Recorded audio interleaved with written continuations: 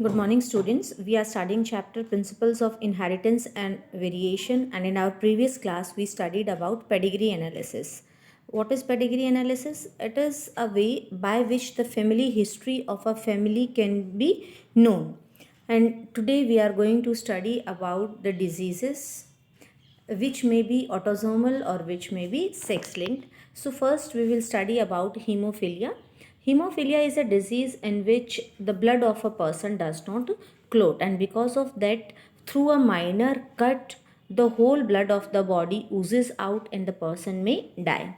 And if we study about the pedigree analysis of this disease, so it is a sex linked recessive disease. Means जो haemophilia है वो एक sex linked disease है, यानी कि जो क्रोमोसोम्स जो कि ट्रांसफ़र करेंगे या जो जीन्स जो ट्रांसफ़र करेंगे इस डिज़ीज़ को, वो कहाँ प्रेजेंट होंगे? सेक्स क्रोमोसोम पर प्रेजेंट होंगे. Now the next word is recessive disease. And as we are talking that the diseases are transmitted in the way in which the Mendel talked about the inheritance of traits.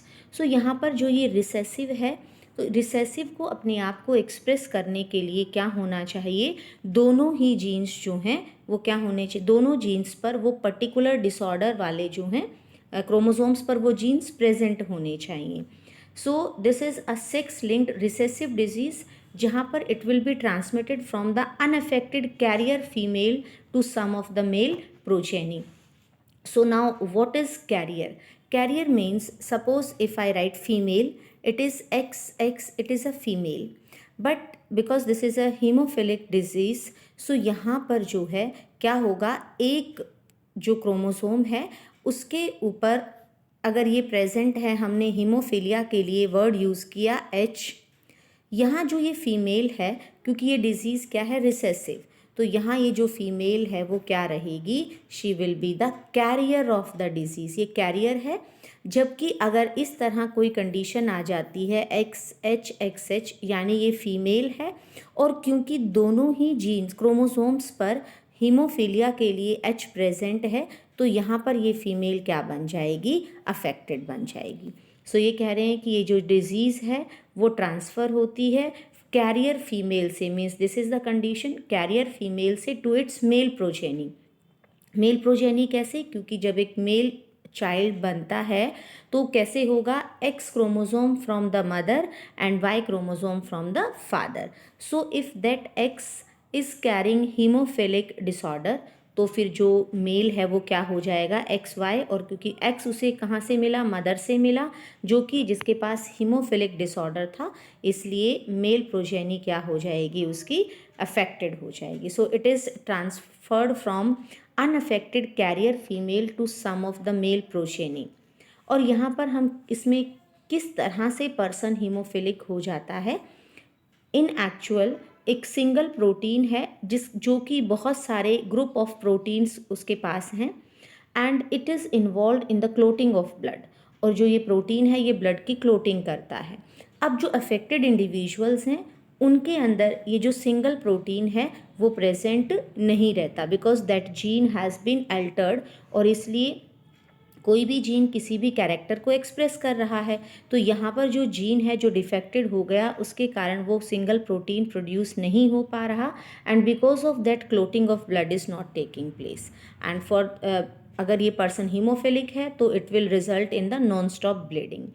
Now heterozygous female जो कि career है haemophilia के लिए, वो disease किसको transfer कर रही है? Male progeny, means to its son. और यहाँ पर हीमोफिलिक फीमेल होने के चांसेस जो हैं बहुत कम होते हैं, क्योंकि क्या होगा? किसी भी फीमेल को हीमोफिलिक होने के लिए क्या होना चाहिए? X chromosome she will be getting from father and x she is getting from mother. तो अगर हीमोफिलिक होना है तो क्या होना चाहिए? फादर भी कैरियर होना चाहिए और मदर भी कैरियर होनी चाहिए, तभी एक फ़ीमेल जो है वो हीमोफिलिक होती है. एंड इस तरह की जो सिचुएशंस में हीमोफिलिक जो फीमेल्स हैं they are unviable in the later, means they are not able to survive for the long time. और अगर हम फैमिली हिस्ट्री की बात करें और इस डिजीज़ की बात करें haemophilia, so it was observed in the family history of Queen Victoria और जहाँ पर जो है शी वॉज द कैरियर और उसके बहुत सारे डिसेंडेंट्स जो हैं इस डिजीज़ के कैरियर या फिर सफ़रर रहे। एक कंडीशन जो हमने बात की कि जो फीमेल है उसको अफेक्टेड रहने के लिए क्या होना चाहिए, father should be carrier XHY and mother should also be the carrier of that hemophilic disease। अब यहाँ पर जब इस पॉसिबिलिटी में फ्यूजन होता है XH तो ये क्या हो गया, this female has become sufferer of this haemophilic disease. Otherwise अगर फादर जो है वो नॉर्मल है एंड मदर इज़ कैरियर और father is carrier and mother is normal, then female जो है वो क्या रहती है, मोस्ट ऑफ कंडीशंस में नॉर्मल देखने को मिलती है। Next is sickle cell anaemia.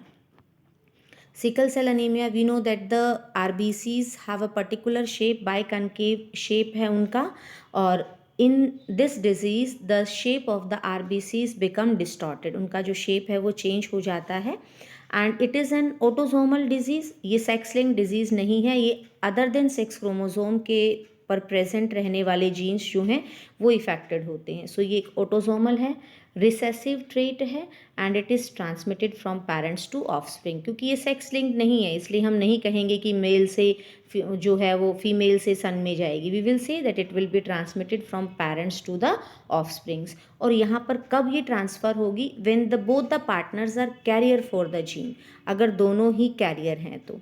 और इस डिज़ीज़ को कंट्रोल करने के लिए एक सिंगल पेयर ऑफ एलिल है, HbA HbS। HbA means normal haemoglobin जो है यानी नॉर्मल RBCs हैं एंड HbS मीन्स जो RBCs हैं they are of sickle shape.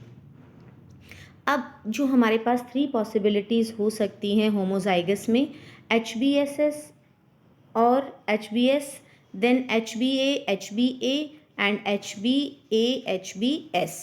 यानी इन तीनों कंडीशंस की अगर हम बात करें तो जो हेटेरोजाइगस इंडिविजुअल्स हैं, फॉर एग्जांपल HbA HbS, यहाँ पर ये सिर्फ क्या है, कैरियर है, क्योंकि ये ऑटोसोमल और रिसेसिव है। रिसेसिव मीन्स ये sickle cell anaemia disease person को तभी होगी अगर दोनों ही उसके जो एलेल्स हैं वो अफेक्टेड होते। तो दोनों पर अगर एसएस प्रेजेंट हो जाता तो पर्सन क्या बन जाता, सिकल सेल अनीमिया का पेशेंट।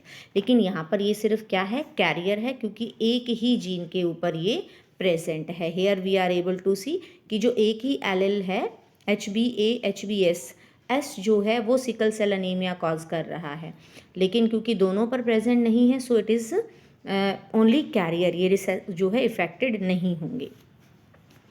अब क्या होगा, HbA HbS की अगर हम बात करते हैं हेटेरोजाइगस कंडीशन, तो हम क्या देखेंगे कि 50% प्रोबेबिलिटी है ट्रांसमिशन ऑफ डिजीज़ की, कि यानी सिकल सेल अनीमिया 50% ऑफ जो उस पॉपुलेशन प्रोड्यूस करेगा ऑर्गेनिज्म, उसके half of the organisms will be affected from this।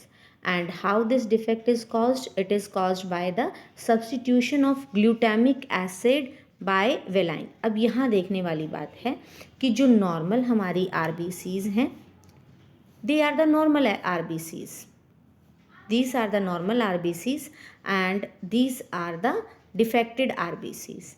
क्या हुआ, यहाँ पर जो शेप है इट इज़ बाइकनकेव, लेकिन यहाँ पर शेप कैसा बन गया है, सिकल शेप बन गया है। व्हाट हैपन्स, जो मैसेंजर RNA है, देखिए RNA 3 टाइप्स के हैं, messenger RNA, ribosomal RNA and tRNA। हम अपने नेक्स्ट चैप्टर में इन RNAs के फंक्शन के बारे में पढ़ेंगे।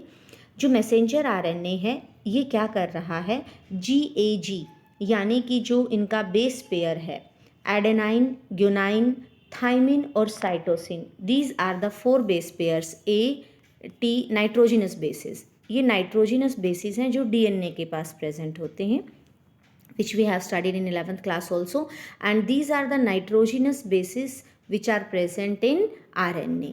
यानी RNA में क्या होता है, uracil is present. So what happens, हम क्या देख रहे हैं यहाँ पर कि नॉर्मल अगर RBCs हैं then they have this GAG, लेकिन अगर उनमें चेंज हो गया है, किसके कारण हुआ कि जो एडेनाइन यहाँ पर GUG है, यूरेसिल है।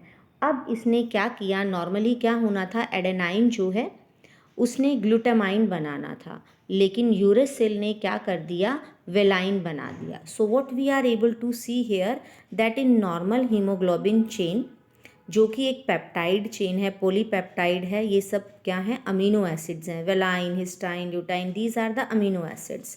और जब many of the amino acids join they form a chain which is known as polypeptide chain. तो यहाँ पॉलीपेप्टाइड चेन के अंदर हम क्या देख रहे हैं कि 6th पोजीशन पर ग्लूटामाइन होना चाहिए था, लेकिन ये क्या हो गया, it is replaced by valine. And because of this change, the shape of the RBCs have changed. So this is about the change in the one of the amino acid. Then 6th position हमने पढ़ लिया कि जो valine है उसे किसने replace किया है, उसने ग्लूटामाइन को रिप्लेस किया है, और वहाँ पर जो फिर क्या बन गया, ये डिफेक्टेड आरबीसीज बन गई हैं. ये एक पूरी चेन थी हीमोग्लोबिन की. And this is the substitution of amino acid in the globin protein results due to single base mutation. हमने क्या देखा, एक ही बेस पेयर में चेंज हुआ. GAG बेस पेयर किस में चेंज हो गया, GUG में. और हमने अपने प्रीवियस क्लासेस में पढ़ा कि जब एक सिंगल बेस पेयर में चेंज आ रहा है तो उस म्यूटेशन को हम क्या बोलते हैं, पॉइंट म्यूटेशन. जो म्यूटेंट हीमोग्लोबिन है, what it will do, इसकी पॉलीमराइजेशन हो जाएगी under low oxygen, and because of that there will be change in the shape.